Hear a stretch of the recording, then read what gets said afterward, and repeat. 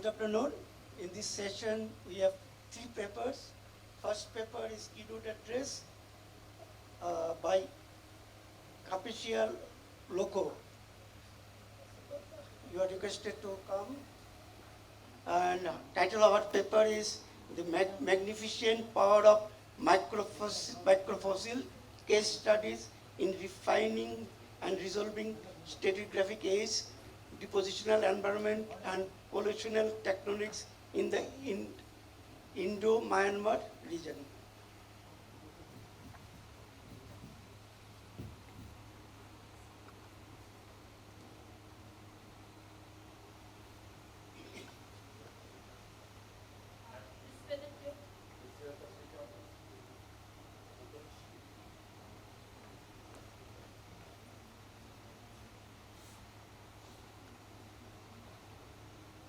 Chairperson, am I audible?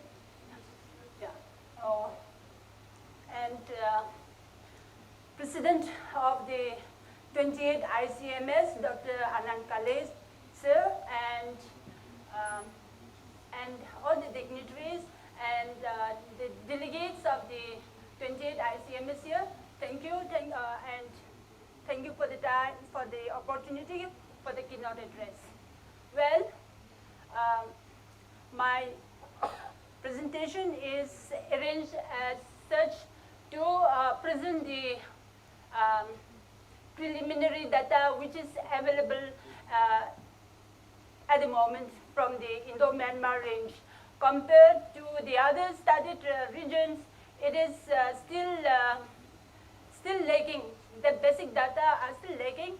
And whatever data is available, I will be presenting it. And as we all know that establishing stratigraphy is very important.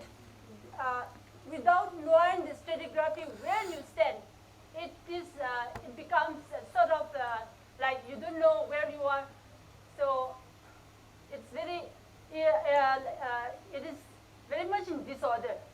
So not only for paleontologists, not only for biostratigraphers, but for all the geologists, for everything, establishing biostratigraphy is very important. So the order of my presentation is arranged as such like introduction of the microfossils, geology. Okay, time is running, so I may. Yeah.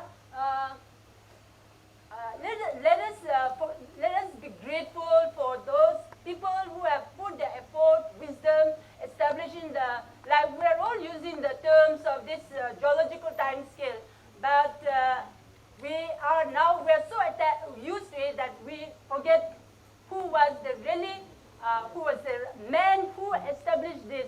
So I'm really like it was the first British geologist Arthur Holmes who established the first geological time scale.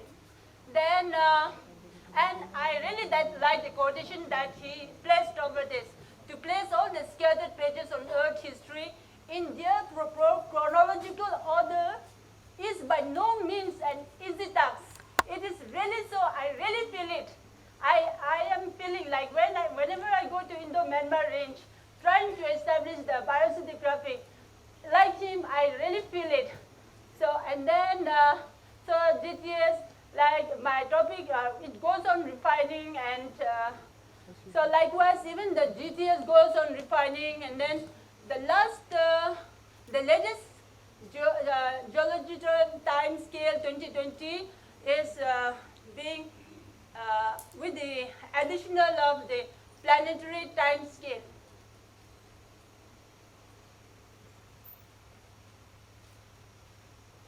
And yeah, so like we're all talking about the events. Everybody, all of us were for the past 2 days, we're all talking about the events, the regression, and then the global warming event, and glaciation events, then meteoric impact, then the volcanic eruptions, transgression, regression, extinction. So this, based on this, the geological time scale is being divided or either established based on this. And then I would say that the power of the microfossils, as my title is titled. So all these events are being recorded in these microfossils. So, and then when we study these microfossils, all these things are being revealed. So it's really a wonder in nature how it is. So, so in the following slides, you will be seeing how the fossils are given the informations on the formation groups and formations of the rock formations in the Indo-Myanmar range. And like without knowing some basic, I would say that it doesn't excite us doing the research. So I would say that first, our Indian plate was a restless continent, moving from after getting East Gondwana, West Gondwana, drifting apart. Then after shedding all the after getting off from the bigger continents, then after getting off from them, then after shedding the smaller continents from the Indian plate, then it went ahead at an accelerated rate, and then dashed the and then collided with the Eurasian plate. So, and then forming this, the present configuration. So, and then after forming this, after the collision, then okay, that is the flight of the Indian subcontinent. And then coming to the silent points of the Northeast India, as I will be dealing with this. So this part of India, it is very important because of its location. The location is very unique. Like the people, like even in a small area, you find so many states. It's rather like eight states are there with different kinds of people. So likewise, I would say that even the fossils are like that. We find almost all kinds of fossils, from Jurassic to Pliocene fossils. Then also it is established to be that it has the largest sedimentary basin in our Indian basin. And then also petroleum, well-established petroleum province, as most of the ONGC people are also here. Then also it is also that marine facies is established till the late Miocene or early Pliocene, whereas in other parts of the country, marine cessation has disappeared much before this time. And also it is like Keti boundary is well established there. Then Paleocene boundary is also established. Then also it is a corridor for plants and animals with the Southeast Asian countries. Then and it was Mallet who started the work about almost 1.5 decades years ago. About 150 years ago.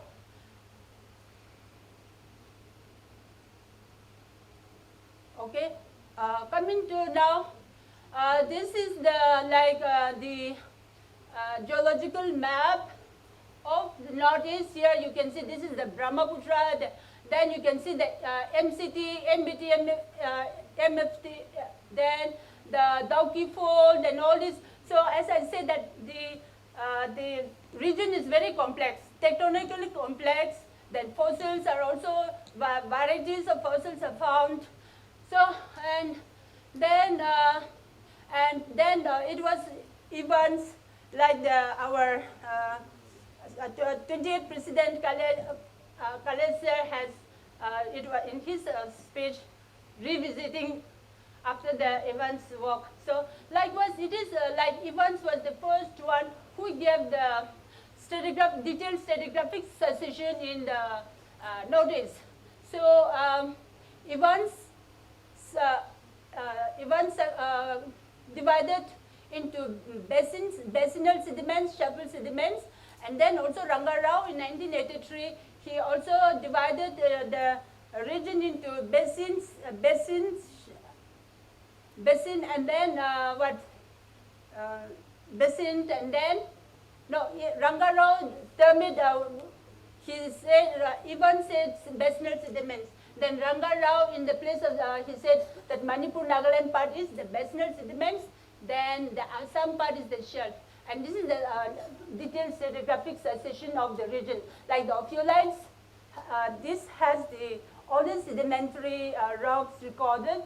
Then the descent of Cretaceous to Eocene, then the barrels of Oligocene, and then the Neogene of comprising of Suma and Tepang.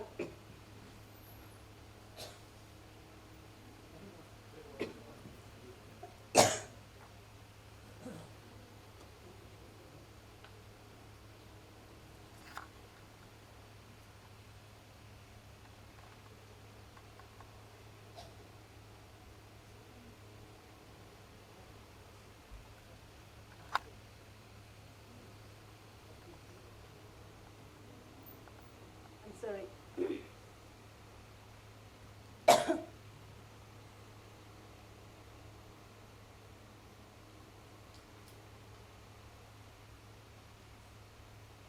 Now, this is the geological map of the Naga Manipur Hills and the stratigraphic succession in the geological map. It is very interesting that this part, this dark green, they are the ophiolites which are deposited in the easternmost part of the region, nearing to the border at the border of Myanmar. Then comes the Disang, which covers the largest part. Then the barrels, then the Surma and Tipam like this. Then this is the enlarged map of the ophiolite belt. See this part enlarged. So I like it is very interesting that having these Disangs, having the largest deposit in the area, the Disangs having this in the area. So Brunsweiler 1966 wrote, except for some doubtful microfossils, the whole series seems to be unfossiliferous in spite of its entirely marine origin. This, of course, is typical of fish deposits. This is what he said, and it is really so. Like many of the previous workers, they thought that it is unfossiliferous, and then based on a very scanty record of the fossils, they gave a kind of age which is long-ranging or very much debatory ages like that. Then okay, and then this is the large map where we find the melange zone. Like these are the limestone blocks, the sandstone blocks, cherts, or gabbros, ultramafics, and all this. So in the region, being the melange zone, everything is haphazardly deposited in this manner. Okay, and so briefly, this is after Khogyan Kumar et al. 2020, and this is where it shows that the rifting apart of the East Gondwana, West Gondwana, creating the mid-oceanic rich basalt, and then coming here, then after rifting apart, the collision is taking place where the Indian plate is subducting under the Myanmar microplate. Then this is the present scenario where we see that the Naga metamorphics are here, that the ophiolites, the Disangfish, scoop and belt, and like that. So this is the Naga Manipur ophiolite. See, you see here the preserved in westerly convex belt. You see this part, this is the part. So this Manipur Nagaland belt here, and based on this geochemical dates, they have given different dates. So this is the date of the different dates of this ophiolites. That some ophiolites in Myanmar, then in the Tibet, and then like this. So this ophiolites dated to be of different dates with this. Then, yeah, and this one just to show you that to prove that these are the mafic, ultramafic, gabbro, and then the mental peridotite, this pillow basalt, folded cherts. So this is to say that mafic intrusive rocks, mental peridotite, basalts and lava from the Nagamanipur ophiolite of Indo-Myanmar winds to define their mental source and tectonic environment. And now coming to those are not related to fossils, but it was just to have the beauty of the region. Now coming to the fossils part, now this, as I said that, easternmost part of the ophiolites are here in the easternmost part. Now this is the Myanmar part, this is India part, and then you see, as I said, that the melange zone consisting of different blocks. So the conglomerates here, the sandstone blocks, the limestone blocks, cherts, sedimentaries. Here you see the oceanic pelagic sediment with the contact of the sedimentaries, then the descent. So, and like the geochemical dates, even the fossils are also given different dates, like the Jurassic Redularians, which is recovered from the cherts, then the Paleocene Redularians, then the Cretaceous forams from the limestone, and these are from this Eocene from the Disan hosting rock. Then now coming as I have said that the two divisions, broadly the two divisions, the shelf part and the shelf part and the mental part. Now coming, the shelf part is the Meghalaya Assam part. So now coming to that shelf part, this is geological map of South Shillong Plateau, Meghalaya. So in Meghalaya, we do have the established KT boundary, then Paleocene Eocene boundary. We do have the dinosaurs, fossils, and all this. So I'm going a bit fast. I hope you all are catching me, and I'm trying to. So this is the dinosaurs bones recovered from Mahadev Formation. And these are the Paleocene larger foraminifera by Saraswati et al. And Sin, and they say that this Lakadon limestone part they have established SBZ for, and this part Lakadon sandstone they have not recovered any fossils, and so they delineated that this is shallow marine, and whereas this is lacustrine lagunal environment. And then coming to the Mikir Hills, the Shillong Plateau and the Mikir Hills are considered to be the Indian cratonic part. And then from the Meghalaya part, lots of works have been carried out. But whereas from the Mikir Hills, the available data is very scanty. So we thought, what is the reason? And then we did carry it out, and then so we carried out the work, and then so this is the from the Mikir Hills. So this is the field photo of we have collected around 40 samples consisting of different lithophases, from limestone lithophases, then sandstone, shell, and all marl lithophases. And these are the forams, which is forams recovered from this study area. Then, based on those foraminifera, and well, sir, Shri Shukla sir, we would like to thank you for your book on Atlas of Larger Foraminifera was very helpful to our work. Thank you, sir. And here, based on this, we did, we recovered, okay. So, okay, so we, the basal part is the SBZ13, then this part, upper part. Here we got the sandstone facies where there is a barren zone of fossils are there, and the upper part is 16 to 18. Then, based on that, we have deduced the depositional setting from Indo-Neolithic to intertidal. Then, paleogeographic map is reconstructed where that all these parts are open and connected during the middle Eocene. The TC was open. Then, okay, coming to the basinal part. So, these are the ones from the Disang Eocene formation recovered that yeah. So, this you see here, it is thickly vegetated. Then you see this shows the typical lithology variation.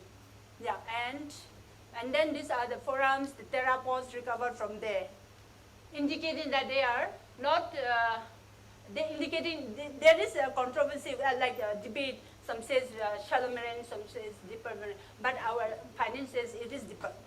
Then, okay, I may skip this. And coming to this horizon, this is above the Eocene. This is based on the lithology, and as per the position, it is considered to be of Oligocene.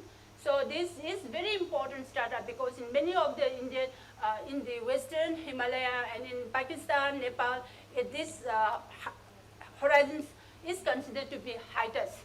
But we do have a thick succession, like you see the lithology is a thick body sandstone.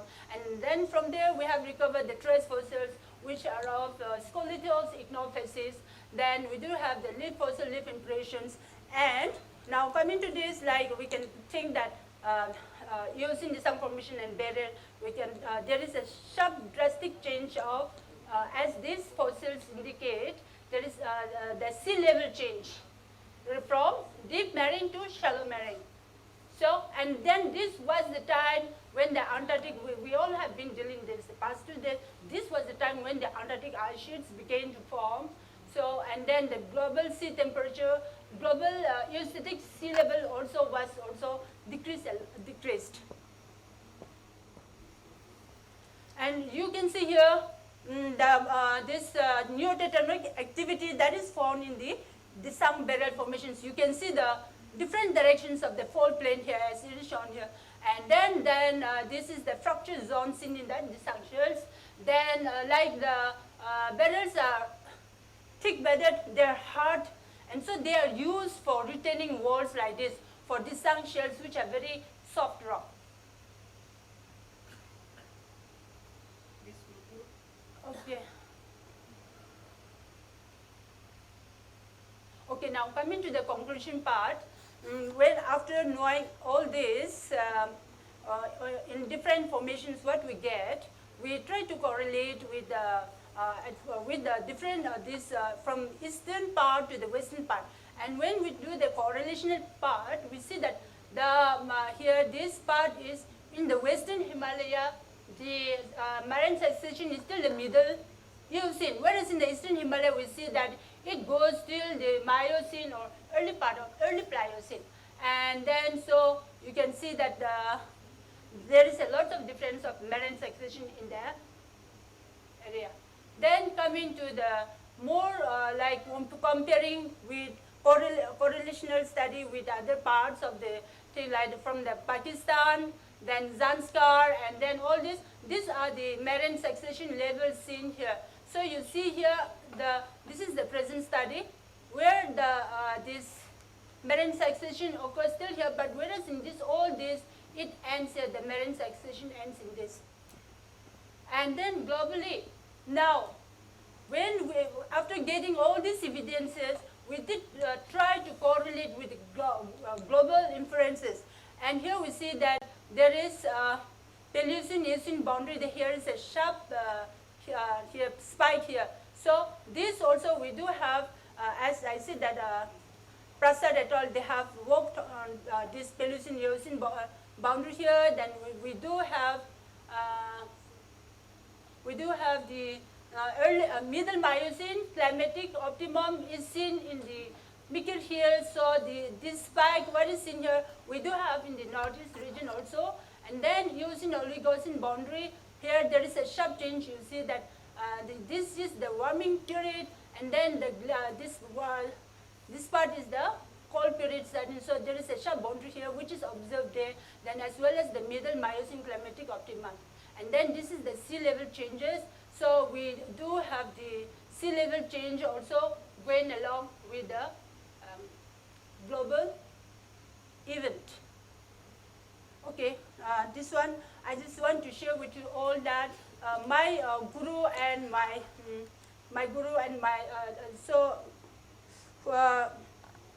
who I would rather say that who made me to be as I am today with all his help and with all his motivations. So like I got the opportunity to meet him before 40 days before his final departure for heaven about. I could meet him in his home at Rajamundry, and I would like also to one of his philosophical thoughts, which are the mighty perish in their might, the slain survive the slayer. See, he would say that is true.